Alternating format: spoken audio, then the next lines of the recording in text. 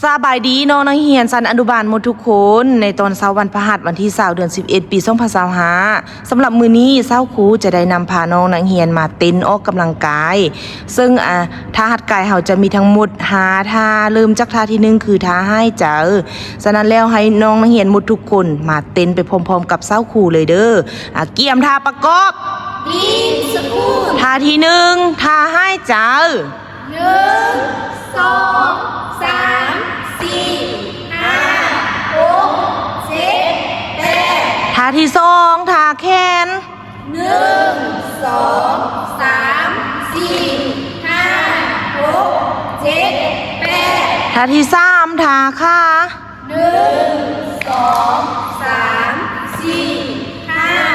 6 7 8ท่าที่4ท่าเหล่าคิง1 2 3 4 5 6 7 8ท่าที่5ท่าสุดท้ายก็คือท่ากระโดด1 2 3 4 5 6 7 8โอเคน้องนักเรียนหมู่ทุกคน